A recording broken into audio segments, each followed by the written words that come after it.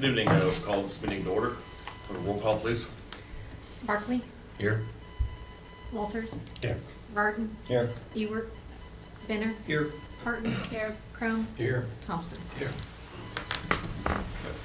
We have the invocation tonight from Pastor Jennifer Jones from Haysville United Methodist Church. Let us pray. Lord, we thank you for this time and this night. We ask that you would guide and bless the work to be done here. We thank you for your presence in all that we do. We pray all of this in the name of your Son, Jesus Christ. Amen. Amen. Please join me in the Pledge of Allegiance. Pledge of Allegiance to the flag of the United States of America and to the republic for which it stands, one nation, under God, indivisible, with liberty and justice for all.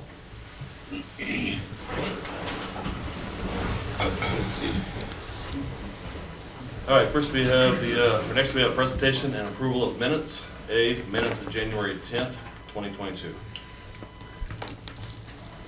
Councilman Blair. I move we approve the minutes of the January 10, 2022 meeting. Second. We have a motion and a second. Councilman Walters. You have I'm sorry. Yeah, just trying to get to it. Have a problem with the computer here.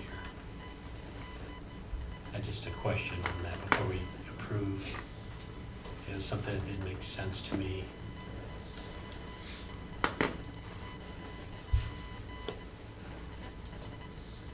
Sorry for the delay. It must have been on February 7th meeting, because I'm not seeing it. So I'll retract that, never mind. All right, any other further discussion? Not, go ahead. Call, please. Barkley, Abstain. Walters, Yes. Varden, Yes. Ewert, Benner, Yes. Parton, Yes. Crone, Yes. Thompson. Yes. All right, next we have minutes of February 7th, 2022.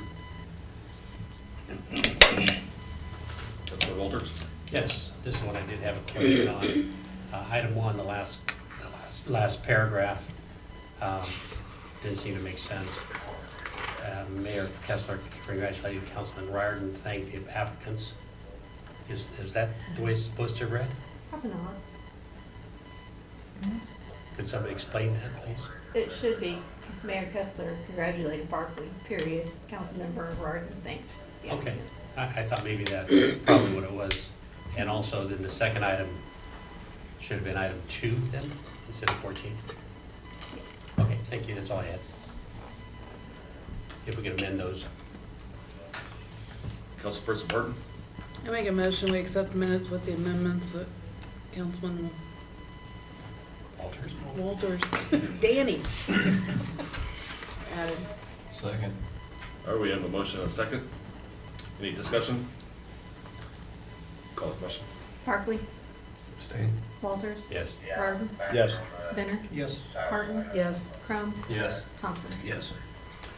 Thank you. Next, we have item 1, citizens to be heard. First, we have Joni with Hayesville Fall Festival. Who's going to state your name and your address? Joni Solanke, and I'm at the Passage Salon, 240 North Main, number 100 here in Hayesville.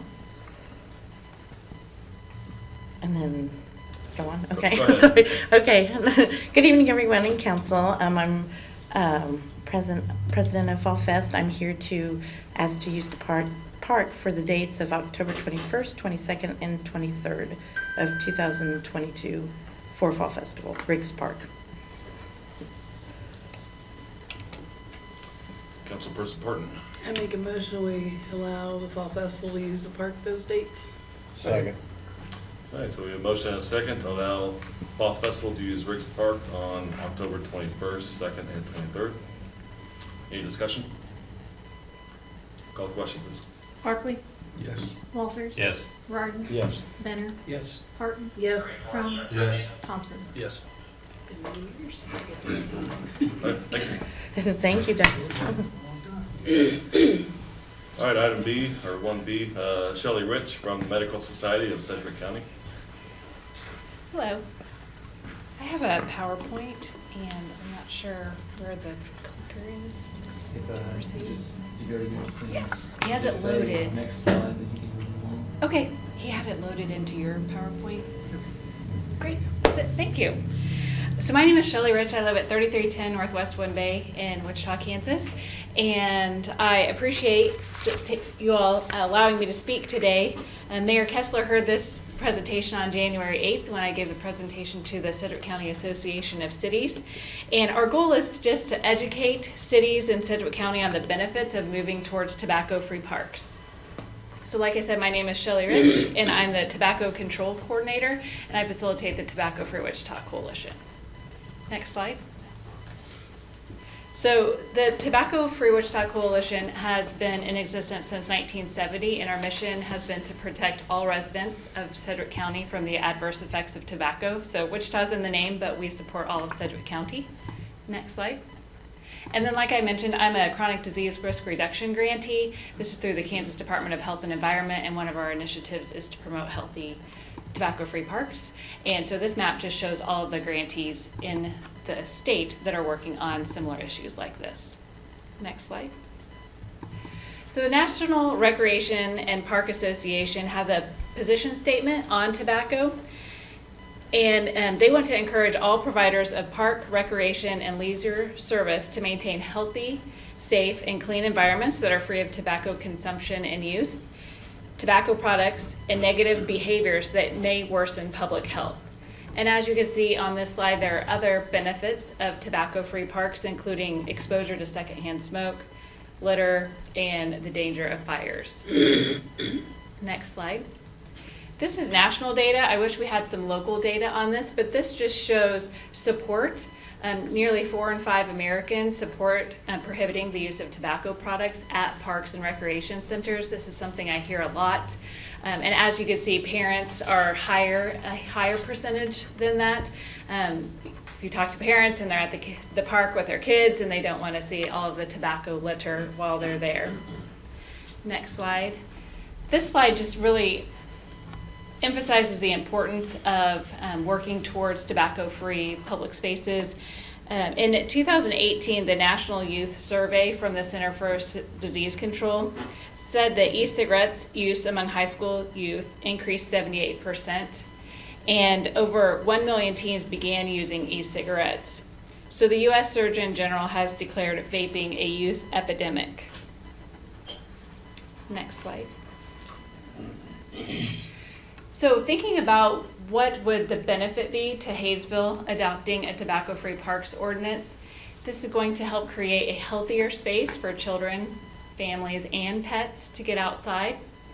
It will allow a healthier image for visitors coming to Hayesville, hopefully lead to more people using the parks and attending events, help keep the parks clean and safe, reduce the risk of youth tobacco use and initiation by modeling healthy behavior, and then helping someone who is attempting to quit tobacco, supporting them. As you know, it's a difficult journey if somebody's addicted to nicotine, and so this would help people who are trying to quit.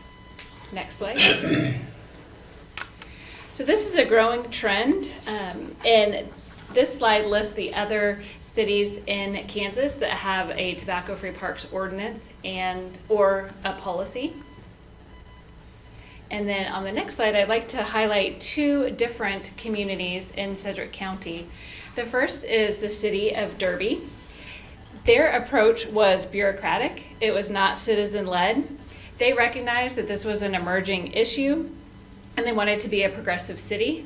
And so while they were working on their e-cigarettes, adding e-cigarette to their Clean Indoor Air Act, they decided to go ahead and adopt the ordinance for tobacco-free parks.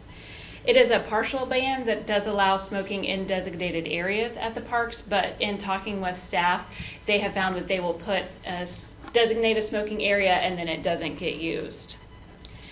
The staff that have talked to me about the process in Derby and at Cheney, the next community that I am going to highlight, they are very open to communicating with other cities if this is something that Hayesville will want to move forward on, and share any documents and language that was used so that you don't have to start from scratch.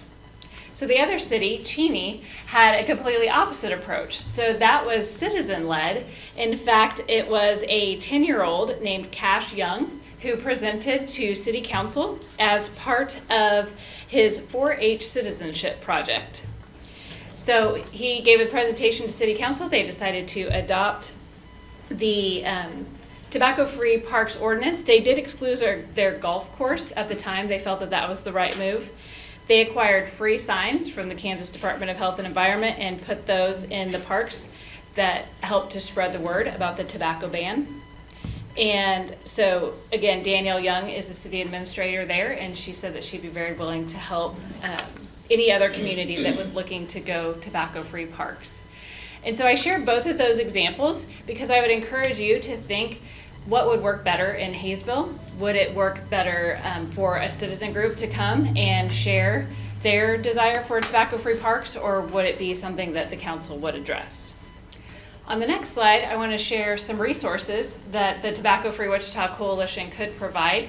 Free technical assistance, sample talking points, letters of support, promotion about tobacco-free parks at events, meetings with city council, community and youth engagement, tobacco-free park strategy chart if this is something that might need a little bit more discussion, and then finally a Flag It environmental scan kit. And the next slide will show what I'm talking about for that. So Tobacco-Free Wichita has this kit that we're allowed to, that we give out to any organization that wants to educate the community on the importance or the need about a tobacco-free park. So the kit includes these flags, gloves, trash bags, hand sanitizer, and just brief instructions about how to do an environmental scan. What you see on this picture is a park in Wichita named Sleepy Hollow Park. This scan was done on May 11th of 2019. They stopped marking the cigarette trash at 1,000 pieces, which is unfortunate. And so, like I said, this is just a really good way to increase awareness of the need for tobacco-free parks because of the litter and the dangerous chemicals that are excreted in the cigarette litter. On the next slide, you'll see that we have the Tobacco-Free Wichita Coalition has done a Tuesday Tips series to help educate on the importance of tobacco-free parks. This could be customizable if you wanted to use this to educate residents in Hayesville about the need for this ordinance update. And then on the last slide, I have my contact information. So again, I appreciate your time listening to this suggestion of a way that Hayesville could improve the appearance of the parks, and I'd be happy to answer any questions if there are any. Does council have any questions? Councilman Crum? Shelley, you talked a lot about it's tobacco free, but you also talked a lot about e-cigarettes. Yes. Do Cheney and Derby both have things tied to the tobacco cigarettes and e-cigarettes as well? Yes. So the term tobacco-free includes e-cigarettes, but then also it would be good to list that specific language that e-cigarettes are also not allowed. Okay, because I do know that the school district, well, I think they even joined a lawsuit against one of the companies with the e-cigarettes because it is a huge issue at the middle schools and the high schools. So I just wanted to make sure that that was kind of one of the things that you guys are gearing toward as well. Yes, Okay, definitely. thank you. Thank you. Council have any other questions, comments? I don't see any, so Okay. I appreciate you coming and showing your slide presentation. Thank you for your time. All right, next we have item 2, approval of licenses and bonds. We have none. Item 3, introduction of ordinances and resolutions. A, this is the resolution with the assisted living facility. The resolution of the City of Hayesville, Kansas, authorizing a conditional use to permit the construction and operation of an assisted living facility on lots 1 through 12, Block B, the eastern 36 feet of Lot 13, Block B, and lots 16 through 22, Block C of River Forest, second edition, Hayesville, Cedric County, Kansas. So there's an agreement between the city, Clayton Properties LLC, and the land bank There was a public hearing on 27th of January, and all this is included in this resolution. Councilman Crum? Yeah, I'm excited that maybe we can finally get a senior living facility here in town. I make a motion that we approve the resolution in the city of Hayesville, Kansas, authorizing a conditional use to permit the construction and operation of an assisted living facility on lots 1 through 12, Block B in the eastern 36 feet of Lot 13, Block B, and lots 16 through 22, Block C of River Forest, second edition, Hayesville, Cedric County, Kansas. Second. We have a motion and a second to approve the resolution for the assisted living facility. Any discussion? Call, please. Barkley, Yes. Walters, Yes. Rardon. Yes. Ewert. Benner. Yes. Parton. Yes. Crum. Yes. Thompson. Yes. All right, next, B, it's a ordinance, charter ordinance exempting the city of Haysville, Kansas from certain provisions of KSA 14-204, and providing substitute and additional provisions on the same subject relating to filing vacancies in office of council members. So this will take it out to 45 days instead of the 30-day.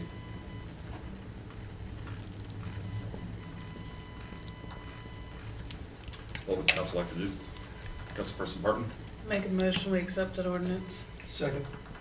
We have a motion and a second to accept the charter ordinance.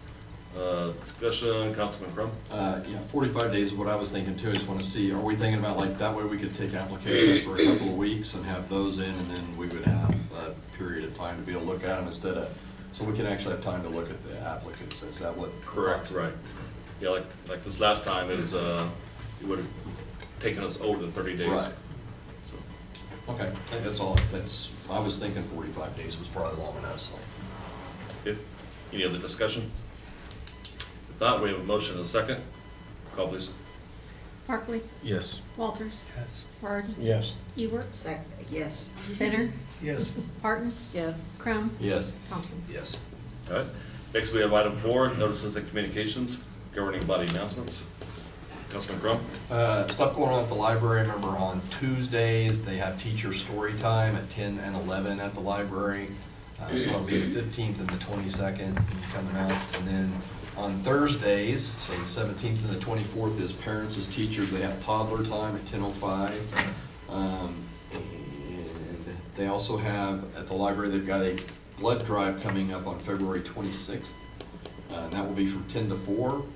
Also wanted to mention that quilters meet in the community room on Monday and Thursday afternoons. Knitting and crochet groups meet on Tuesday afternoons. And as of right now, the genealogy group meeting, those meetings have been suspended until further notice. Then I also wanted to mention the Campus High School swim team will be having their annual Swim to a Wish event coming up on February 25th through the 27th. This will be the 10th time we've had this. We've got 5 boys that swim 20 miles each relay style. So they swim 100 miles over the weekend. We'll start Friday at around 4:15, and they'll probably get done sometime in the early afternoon on Sunday. Usually takes about 45 hours. And all the money goes to Make-A-Wish, Missouri, Kansas. Like I said, this will be our 10th one. We've got technically 6 other schools joining us this year. We've got Wichita North and Wichita Northwest, Salina South, Salina Central, Derby, Derby's joining us for their 8th year. They've been with us since we invited other teams to join us. They were with us since the first time of that, so they've been with us the longest. But this year, and campus, and this year we actually have a co-op swimmer. We've never had co-op swimmers at campus, and we have a co-op swimmer from Clearwater this year, Eli Winter, and he wanted to participate. So we've got 5 campus swimmers going, and Eli's going to swim with our 5th swimmer each time. So Clearwater's technically going to swim 20 miles this year. In the 9 years so far, this event, which is actually the largest privately run fundraiser for Make-A-Wish, we have raised between $270,000 and $280,000 in 9 years. So the goal this year is about $25,000 for all the teams. Our campus's goal is about $15,000, and if we can get that $25,000, we should be able to bring our donations up over $300,000 in 10 years. So we're pretty excited about. The community is always great, backing us on it. We actually already have the website up. If you want to start donating right now, you can find that on Campus of Swimming Facebook page or Twitter page, or you can find that on my personal Facebook page or Kelly Kennedy's personal Facebook page. You can get a link. And when the event's going on, the 25th through the 27th, we encourage people to come up and watch.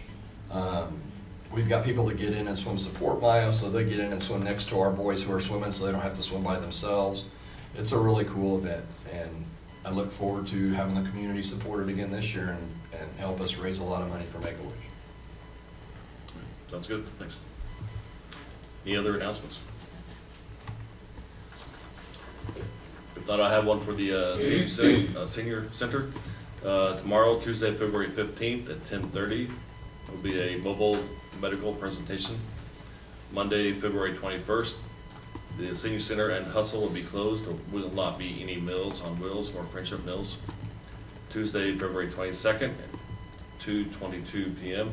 is a Tuesday ice cream social. Monday, February 28th at 8:30 a.m. it's a mayor meet and greet. And there will be no February commodity distribution. For the Hayesville Hustle, for January, there was a total of 280 rides and 7 new registered riders. Still going strong. All right, item B, Cedric County Fire Department Station 34 monthly report. We also have the Senior Center annual report, the annual forfeiture report. E, we have the Economic Development quarterly report. And this time I'd like to introduce Danielle to the board. She is our new Economic Developer Director. Standing up in the back there.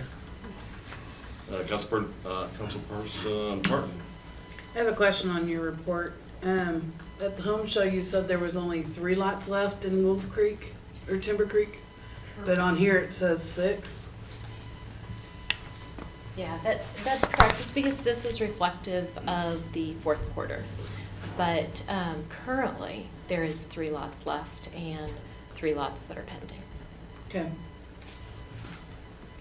That's it. Thank you. Next we have the Recreation Department annual report and the Park Board annual report. Item 5, old business, we have none. Item 6, other business. A, consideration of the memorial for Richard Parton. And the application should be on your desk. Councilman Warden. I make a motion to accept the petition for the nomination for Richard Parton. Second. We have a motion and a second. Any discussion? Call please. Barkley, Yes. Walters, Yes. Warden, Yes. Ewert, Yes. Benner, Yes. Parton, Abstain. Crum, Yes. Thompson. Yes.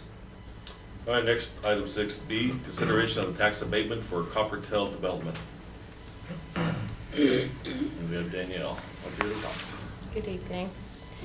So we've been working with the owners, KW Signature Partners, on the development of the property along Grand. They hope to begin construction of phase 1 this summer. And as an incentive, it's my recommendation that the city of Hayesville grant a 5-year property tax graduated rebate to KW Signature Partners. I'm happy to answer any questions, and Will Harmon, who is one of the partners of KW Signature Partners, is also here. Councilman Crum? I was just curious, looking at the drawings of what you guys are looking at, what on here is going to be duplexes and what might be fourplexes, and how many living units are we actually talking about? In phase 1, there was 34. 34 to 40, depending on the prices. Depending on what? Where we're at on product and supply and cost of goods on the first phase. We're looking to do somewhere between 8 to 10 pads, which would be somewhere between 34 to 40 units out of the first phase. Do you know what as far as the phase, we're looking at duplexes and fourplexes, correct? Mhm. Do you know what the numbers of those, like how many duplexes are you looking at doing and how many fourplexes are you looking at doing when? Hey, Will, do you mind coming out of here? speak at the mic. Hello, Will Harmon. It's actually 777 Grand LLC, not Keller Williams Signature Partners. That's just where I broker my business. We're looking to do a mix, probably pretty equal, 2 and 4 units. So if anything, it would be, if we changed anything, it would be back to more 2 units, not more 4 units. So. Okay, so the drawing that we have on here, you've got, right when you would pull off of Grand, I believe, the row of houses right in front of you, those look like those lots are smaller than the other lots. Are you planning on those first ones to be duplexes, or? Yeah, the smaller lots would definitely be definitely be duplexes, and then the larger lots would either be 4plexes or 2 duplexes. And how many, is this gonna be done in 2 phases, or how many? Ultimately, I mean, you're not going to notice the phases, that much, because once we start getting them filled, it's basically more of a financial thing. Once the banks see those doors rented, then they're going to free up that capital to move on to the next doors. So we're going to, I mean, we're so scared about everything with the cost of everything, and who knows if the microwaves we need to order for everybody are sitting on a ship out there in the middle of the ocean. So, we're going to try to plateau as quick as we can, because time is not our friend, right now in this market. It's just, there's a lot of craziness out there. Okay. Okay, thank you. I just kind of wanted to know what the layout's gonna look like. Thank you. Are there any other questions? Yeah, I've got a question. The easement close to Grand goes about 121 feet to 126 feet. Is that all residential and meant for lighting part of the community, or is that saved for the city for like storefront? Are you referring to the big gap in front of why it's set back? Mhm. Yeah, so that is, the city has, basically we've just come, we've come to the city and say, what do you want? And they kind of laid out the game plan for us, and, that's the smartest people in the room, what needs to happen in the city. So, yeah, that front is going to be held for future commercial development. We don't have any plans for that. We're going to wait until the need arises. We do know that the neighborhood behind it is going to, help create a higher demand for something to go there. So, we're hoping something great will come. I know the city has shown interest in, a coffee shop, a local sports bar, and laundromat. Those are all things that are super high on our radar, because if the city's excited about it, well then businesses are excited to hear that, so. But right now, we don't have any plans for that. Okay. Councilman Benner? The graduated scale for the tax rebate, is that connected in any way with how many units are completed in any given year?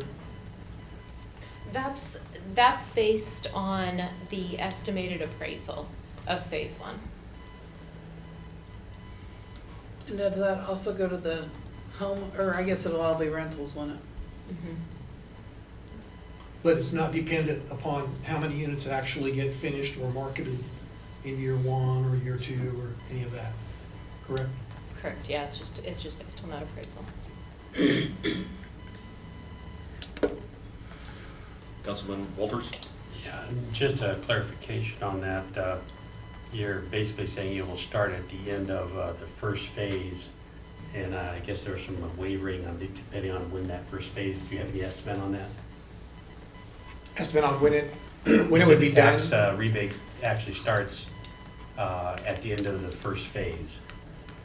So, we'll be able to chop it up in as many, phases as far as deadlines for tax stuff that we need to. So if we finish a few and the city's like, hey, look, these are done, let's, chop these up and start taxing this group. So it's like, kind of like you sing around, you start this one, then you start that one, then you start this one. So, it'll start day 1 when the stuff gets done, and then when the next stuff gets done, that starts, and then the next stuff gets done, that starts. So this is gonna start paying before, something's not built. Sure. The So- question really is, what estimate do you have on expectation when that phase 1 will be complete? I realize it's Yeah. an estimate. Yeah, you betcha. We're looking to, hopefully break ground this summer. We'd like to do it as soon as possible. So, early, and I'm talking early summer, not late summer. And, I think we're still going back between 2 different builders. Because one, we're really focusing on possibly bringing in a lot of green elements, environmentally friendly aspects to the build. And we don't have the numbers back from them yet. So, ultimately, we want to get as creative as we can, and do as many good things with the environment, which I loved the smoking pitch, the non-smoking pitch, I thought that was great. But, I'm sorry, I just lost my train of thought. When it's gonna be completed. Oh, yeah. So, as soon as we can get this thing rolling, we're going to. We're gonna get the infrastructure's gonna get going. We're gonna start 10 pads, at the same time, so with the concrete guys come in, hopefully lay about 8 to 10 pads. And then as soon as we get, that in, well then, depending on which build we go with. It sounds like some of the different systems for some of the more green builds could possibly be built faster. So if we go that route, it might be quicker. So I'm sure you're gonna do everything you can to get this done for your own benefit. Yes, obviously. yeah, absolutely. It is not in our best I'm not benefit. tying you down to a time frame necessarily. I just want you to know your estimate. I'm not gonna hold your feet to the fire on that. Are you looking at a year? Are you looking at 2 years? What are you looking at? I would say, since after we start putting that foundation, I would say 4 to 8 months. Okay. Thank you. Councilperson Parton. And this tax thing is 5 years for the whole project. It's not 5 years for phase 1, 5 years for phase 2. It's for phase 1 of the project, and it's just for the 5 years after that phase 1 starts. Okay, but it's not Because 5 years for each phase. Okay, And they would be contiguous, that, run at the same time. so if you don't finish up the last phase until the 5th year, you're out of luck. You only get the 20%. Correct? The way that Not how I understand that. the way that we've promoted it, the way that we've done it or talked about it internally is that basically once the first building or first grouping is done, or however we want to look at it, that'll start year 1 for those, and then the second. That's what I'm grouping, saying. You're gonna that'll run start- this Yeah. 25 years out. Right. Yeah, I don't think it's gonna take 25 years, but if you're asking, then yeah, it starts after each phase, so it wouldn't be, if you don't get it done, you only get 40 and 20, that's not the way that it's been looked at. So, yeah, if we start the second phase 6 months after the first phase, well then, we're starting that, we're not trying to do anything 10, 15, 20 years. And it's not just plus that, it's 5 years total. So, yeah, there's not breaks 20 years down the road. It's never our intention. And if there's nothing there, we don't, there would be no reason to invest in that area if we didn't put anything on it. It's just costing us money now to hold. So, we're gonna, plow through them as quick as we possibly can. The other point, one of the reasons why it's not, all the money doesn't come in at one time and go straight through this, and it's not a building phase, it's a financial phase. There's a difference. We're gonna, seamlessly try to go through this as quick as we can. But the reason why we don't have all the money at one time for everything is because most local banks, which I want to keep everything as local as I can. Most of the local banks can't write me an $18 million check. They have thresholds, and most of them around here are for 3 to 5 million. So we're working with a local bank, but we haven't landed on one, but there's 3 different local banks that all have a threshold about 5 million. So that's about what we can free up to go through. So once we spend 5 million, well then we got to fill some doors. And once those doors are filled, they just keep stacking that 5 million, pushing it out. So we're going to push right through it. And like I said, it's more of a financial phase than it is any type of building phase. We want this whole thing to keep on going. We're laying all the infrastructure at one time so we can build as quick as we possibly can and get the equipment, machinery, and power and everything we need in there to do it as quick as possible. Councilman Bitter. So this is staggered by the unit. So, for instance, I'm kind of slow catching on to this. For year 1, where there will be a 100% tax rebate, does year 1 start the day that we put a shovel in the ground on a particular unit? When does year 1 start and end for that unit? When it's completed, Okay. First phase, for phase 1. which you said would be 4 to 8 months after the sun you start. Absolutely. And we're not generating any income, you know, until we get someone in it, which I think there's a huge demand. You know, we get calls all the time, people looking for exactly what we're gonna put here, which we have the guidance of the city of asking what was needed. But I think there's a huge demand, and all of the economic indicators are gonna keep shoveling people to smaller towns like these, which are great, which I grew up in Andover, right outside of Wichita, and, you know, I live in Mays, and I've always been a small town, you know, kind of guy. But people are moving to the smaller towns because they are leaving the big cities. So your town is gonna grow, and I'm excited to be part of it. Councilman Rorden? I had a question. You're saying that 3 to 4 months, whatever you get started. Now, is that for the infrastructure, the streets and all that? You're gonna do that, or is that will all be done before you start building the houses? There's no reason why we can't start them simultaneously. So, you know, we're gonna be working on, you know, obviously getting the infrastructure bids, and, you know, we gotta get a plan as soon as the final plat's approved to Evergy, so we can get on their docket, get that lined up. So it's not, you know, I wish I could control everything, but there's so many other moving pieces that we never know who's gonna hold us up. Yeah, we're gonna, you know, I'm sorry, what was the question again? Well, you're gonna have the streets and the infrastructures and stuff, and then everything, you know, because you said 3 to 4 months, so is that 3 or 4 months before you start the streets and all that, or are you gonna put the streets in first, then do the duplexes, or you do it all at once, or?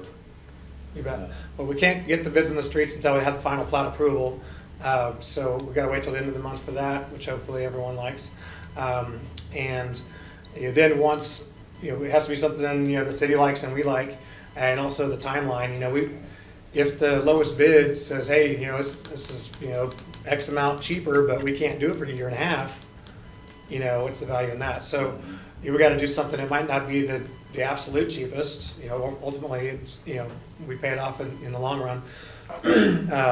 So we're not, what I'm gonna say is, if we can move quicker and someone's a little more expensive, we're gonna pay that money to get something done, Right. because there's no money in us holding the property.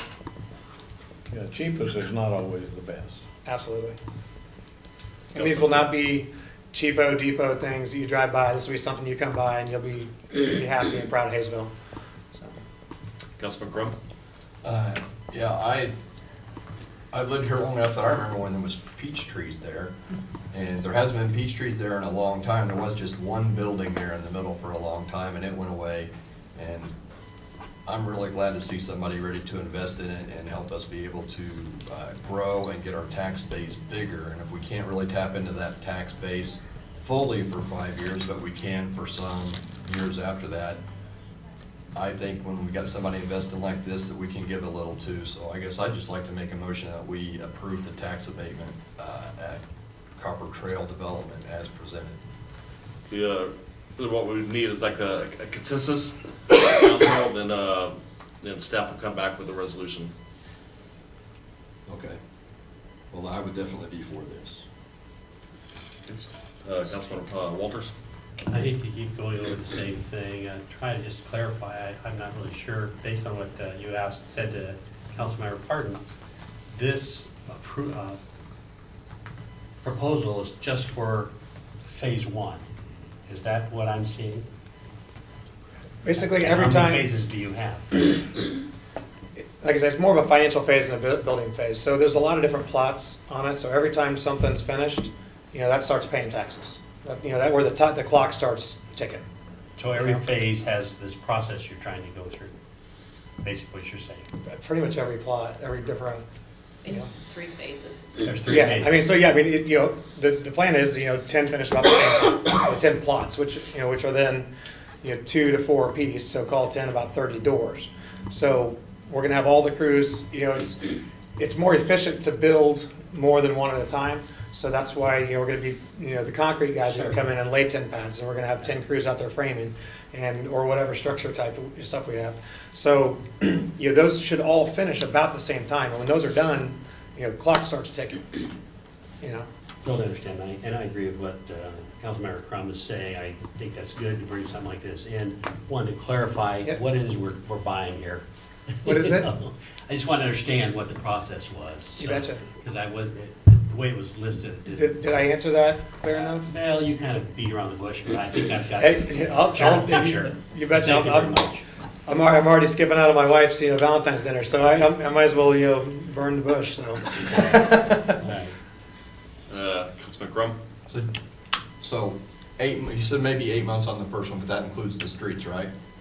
Yeah, so the streets are all going in at one time. Okay. Yeah, so I mean, that, So hopefully as the fast as next, they can do them, so hopefully the next couple of phases, you'll just come in and do like 10 pads at a time, and so each one of those phases might take 6 months. So maybe we're hoping the entire development would be in 2 years or under. If we feel the first one, the financial institution's like, hey, look, we feel, super confident in this, we'll just go ahead and go gangbusters. We're gonna take the money and do more at a time, So that's really what you'd like to see, is have this done in under 2 years?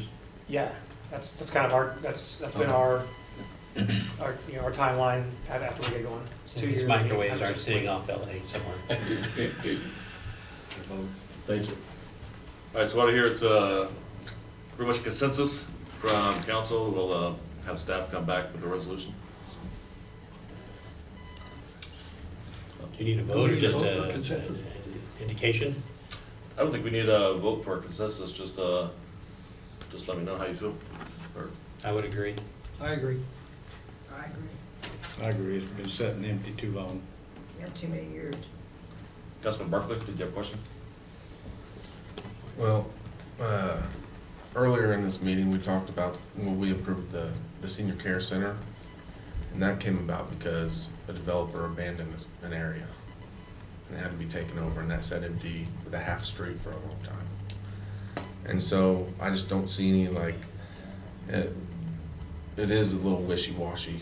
They're not saying, phase 1 is this, and we're gonna be done by this time. Because there's a high demand for rental property in Hayesville. They build them, they'll be filled. But after listening to all that, I don't understand what's gonna be done after phase 1. What time and what's gonna be done. I'm all for it. I'm saying, price of lumber goes up by 50%. You're gonna bail and leave us with 3 duplexes in the middle of a field and half a road? Because that's happened. It happened earlier. And then we had to leave it empty for a long time and then fill it with a senior care center, which is awesome, but that took a long time. It wasn't the original plan. So you don't sound super confident in phase 1 to me. I don't know. Sell me Okay. on it. That's, man, Well, when are you gonna be done? What's the time? How much you want built? By what time? What is phase 1? Tell me that. okay, phase 1, it would be at least 10 pads and approximately 30 to 40 doors. And what time? And within, as soon as we start moving, which just waiting for all the ducks to line up in a row as soon as we get going. Like I said, if we do one of the more green type builds, some of that stuff comes almost pre-assembled. And so those would go together, like I said, maybe in 4 months, pretty quick. If we do a traditional stick build, I think it'd be closer to 8 months.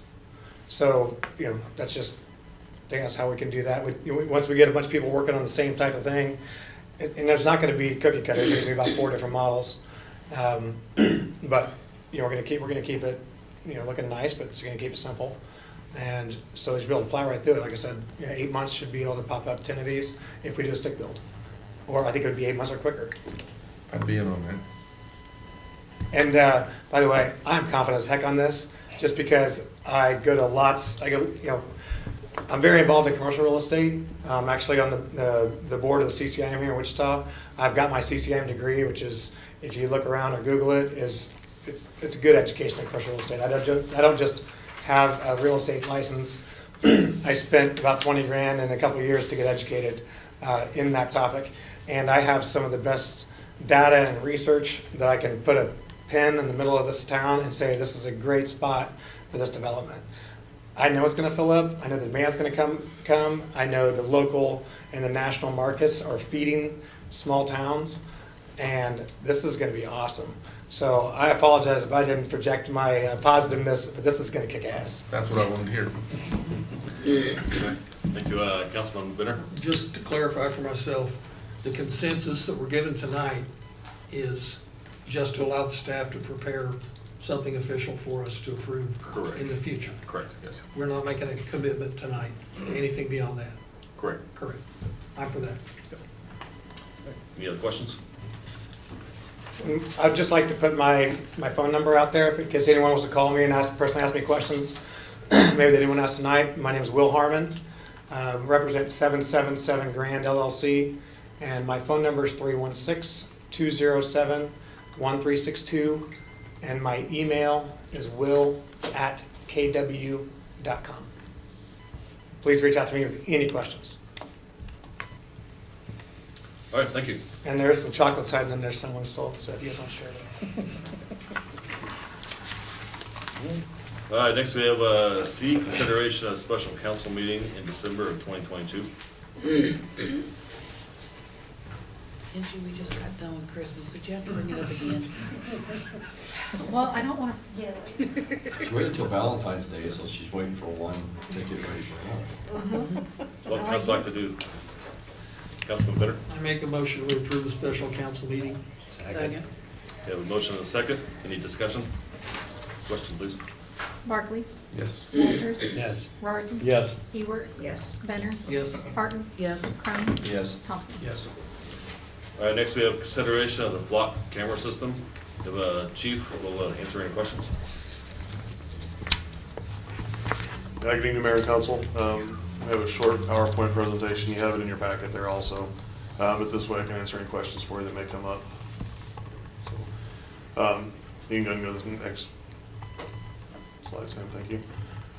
What is an ALPR? ALPRs are automated license plate readers.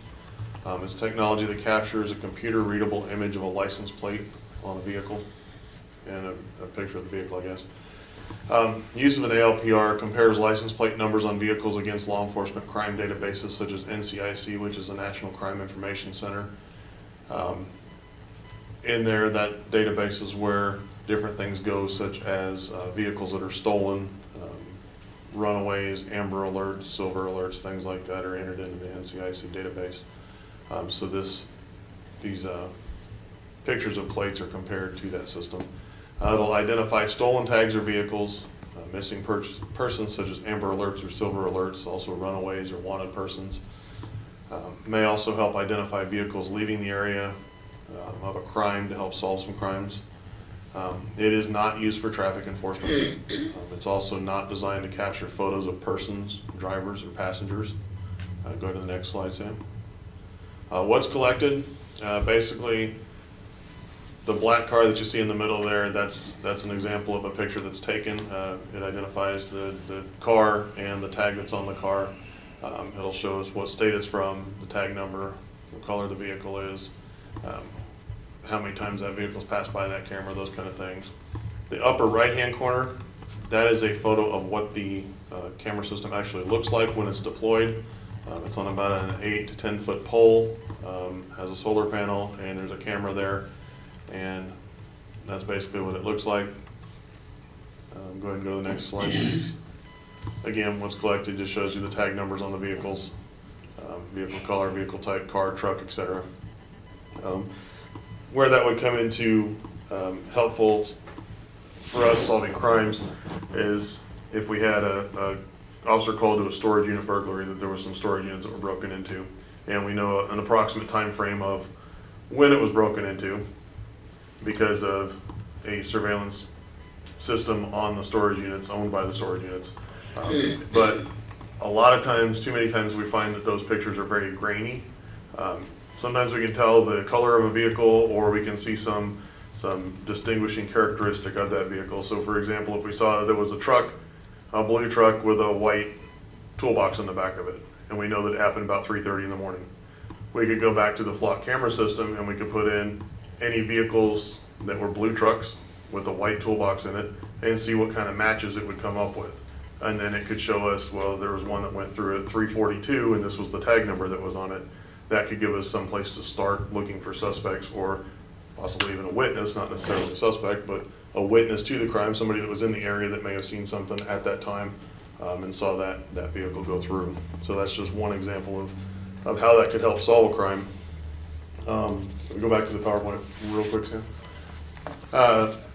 Area departments that are using flock, there are several departments in the area that are using flock, and several more are getting them. Wichita PD currently has 110 cameras. They're installing 25 more in the near future. They've got they sent me many pages of success stories that they've had with using this camera system and being able to identify vehicles and recover stolen vehicles, recover wanted persons, solve carjackings, those kind of things. So they've had a lot of success with that. Park City PD, they currently have 5 cameras.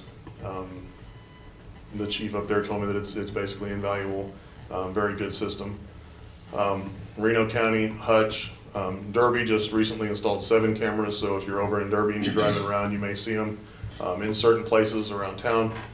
Valley Center has 2 cameras. They're planning to add more. Mulvane has some. I do not know the exact number. I was not able to get a hold of the chief. Clearwater currently has 2. So with all those, they all go into the same network, so multiple area agencies would have access to these that they would be able to look. And if we had one that hit on South Broadway, and then there was another one in Wichita, the same vehicle hit, and they had storage unit burglaries in both places, or catalytic converter thefts, which is another big one that's very difficult to solve. We can start to correlate those things together, sharing information amongst agencies.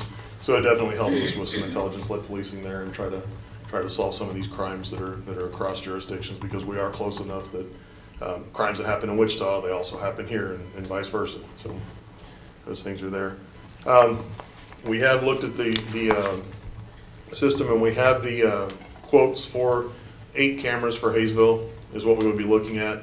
Those 8 cameras would go in several locations around basically the outskirts city limits of town, just to kind of catch vehicles that are coming in or leaving Hayesville. So that's basically what we're looking at. The cost for the cameras would be, I believe it was $22,500 was the initial cost. Well, $22,000 even for that initial cost. And then after that, each year, the ongoing maintenance agreement would basically be $20,000 a year to continue in the service, with all the bells and whistles, with being able to locate the vehicles and have all the software. They also take care of all of their hardware and those kind of things. So if there is something wrong, they come out and replace that and take care of it for us. So we were asking for approval to purchase 8 cameras. Councilman Crum? I have 2 questions. One, you kind of answered. You mentioned at night. I was going to say, how good did they work at night? Because like the pictures that were in the PowerPoint, everything's in the daylight. What kind of? Yeah, and the nighttime pictures, they are very good with their infrared on there and the reflection on the tags. They have some pretty good success at night in getting those tag numbers harvested from the vehicles there.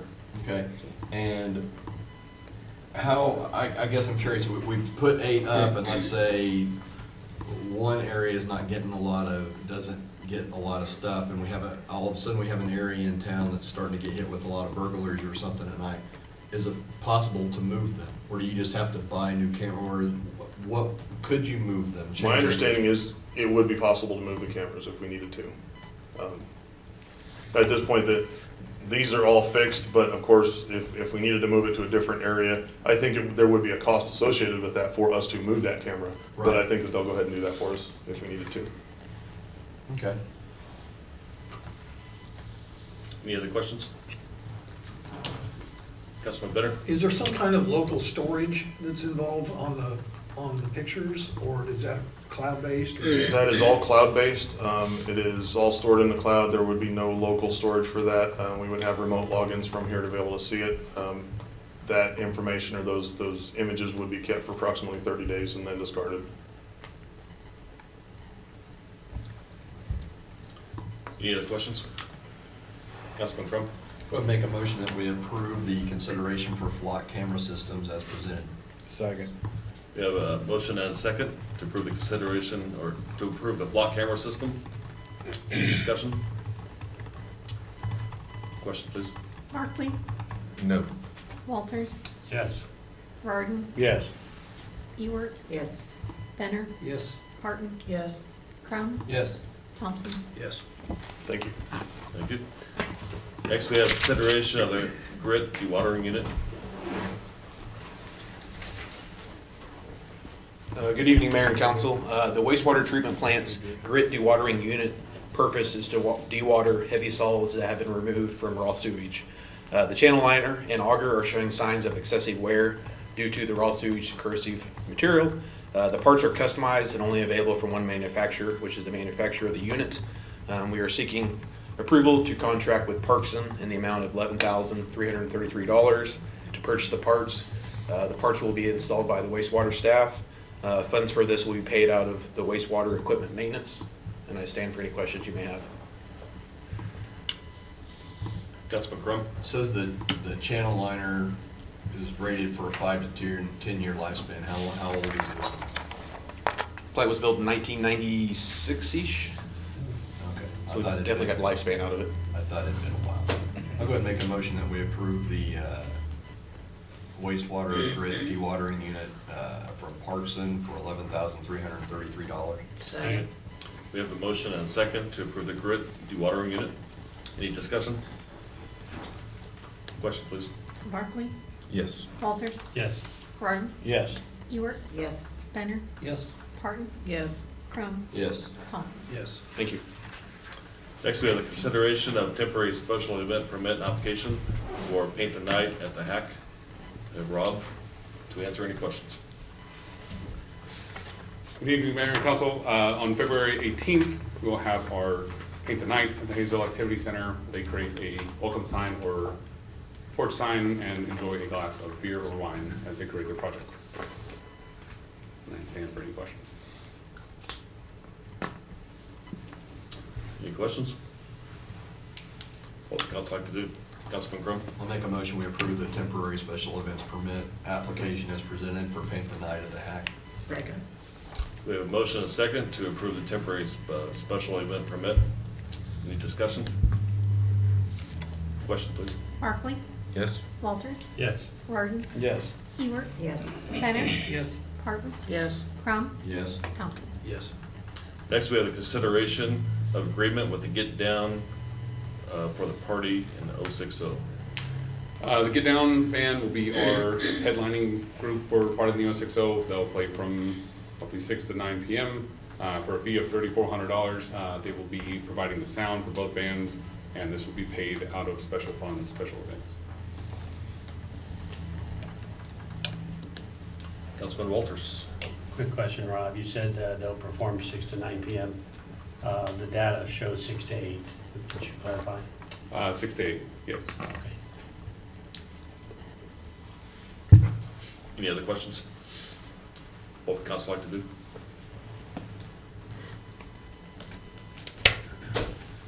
Councilperson Burke? Make a motion, we approve the contract. Second. We have a motion and a second to approve the agreement with the Get Down. Any discussion? Question, please. Barkley, Yes. Walters, Yes. Varden, Yes. Ewart, Yes. Benner, Yes. Parton, Yes. Crum, Yes. Thompson. Yes. Next, we have the consideration of agreement with Rod Martins, DBA The Source, for party in 060. This will be our opening group for part of the O60. The Source Band here from Wichita, they'll play from 3 to 5 p.m. for a fee of $2,000. Again, being paid out of special funds, special events. Councilman Crum? I'll make a motion, we approve the agreement with Rod Martinson, DBA The Source, for party in the 060 as presented. Second. We have a motion and a second to approve the agreement with Rod Martins. Any discussion? Question, please. Barkley, Yes. Walters, Yes. Varden, Yes. Ewart, Yes. Benner, Yes. Parton, Yes. Crum, Yes. Thompson. Yes. Next, we have consideration of agreement with Gear Connection for the Independence Day celebration. This is the contract for the band that will play on the 4th of July. David Holland Band is the band that will be playing.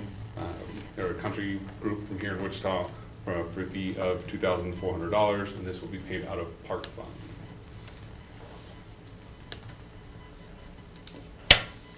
Councilperson Parton. Make a motion to approve the contract as presented. Second.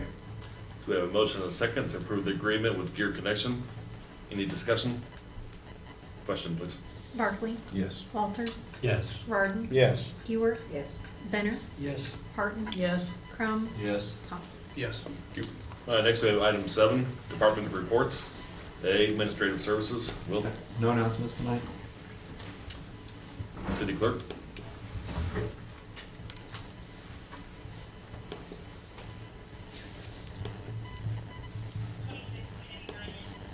Two announcements this evening. On February 21st, the City Hall and Public Works offices will be closed for President's Day. If there's any water emergencies, call 529-5912. And the second one is next month for the bills to be paid. We'll be presenting it with a different format, so just be looking out for that. If you have any questions, give me a call and I'll try to explain it for you. Right, Chief. Good evening again, Mayor and Council. I just wanted to introduce our visiting officer this evening. We have Master Police Officer Mark Mullen as our visiting officer. He is currently assigned to the second shift from 3 to 11 in the evenings. So say hi to him as you go by out there. Thank you.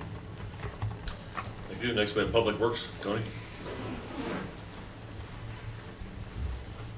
I just want to take a moment to give an update on the Sunset Fields paving project. The stormwater improvements have been completed. Also, all of the curb has been installed. The contractor is continuing to work on finishing the driveways. Upon completion of the driveways, they will be moving forward with asphalt.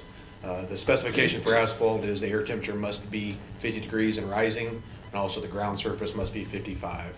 So even though we may get some of these days where it gets 60, 70 in the morning, if it's 30 or less than 50, they're gonna wait till it gets like a full day of 50 degrees and rising. Also, in an effort to keep the project moving forward, we approved a change order in the amount of $16,165. The change order was to adjust a water main that was in direct conflict of a stormwater inlet box. So just want to let you guys know that. Thank you. Thank you. Next we have Recreation. Rob.